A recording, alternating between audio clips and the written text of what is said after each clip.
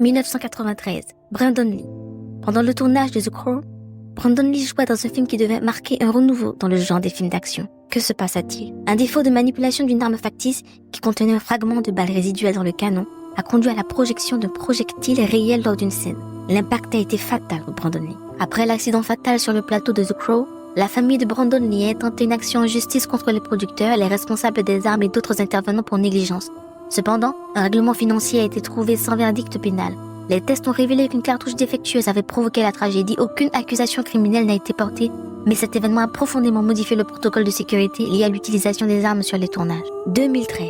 Paul Walker, une figure emblématique de la franchise Fast and Furious, célèbre pour ses cascades et ses scènes de conduite impressionnantes. Même si la mort ne s'est pas produite sur le plateau de tournage, son histoire a profondément marqué l'industrie et est étroitement liée à l'univers du cinéma d'action.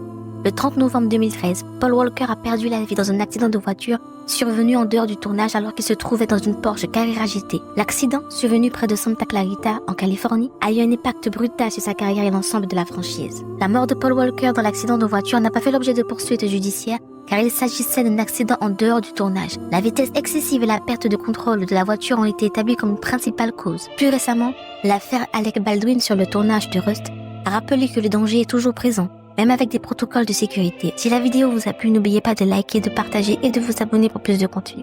À plus!